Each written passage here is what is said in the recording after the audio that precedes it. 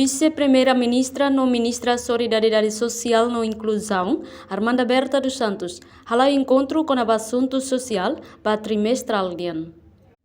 Encontro nerasi, halau ia terça-feira loronhat, fulang abril tinan rihunrua ronolo resintolo ia Ministério Solidariedade Social no Inclusão MSC kai kole dile. Armanda Berta hateteng, encontro idane ba trimestral nian. Com o assunto social, a meta em cooperação efetivo contribui para a capacitação e desenvolvimento institucional e sustentável. Trimestral para 2023,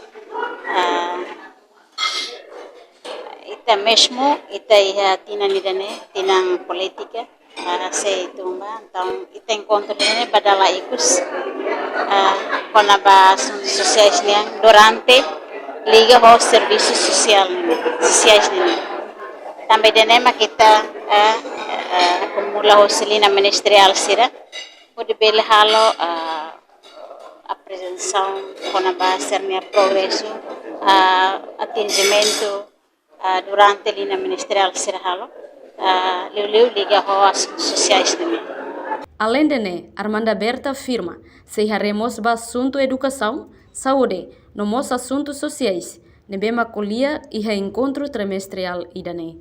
Reportagem Sabina Sansa e Fifane de Carvalho, Televisão Timor-Post. Janela Informação by Emma Hotu.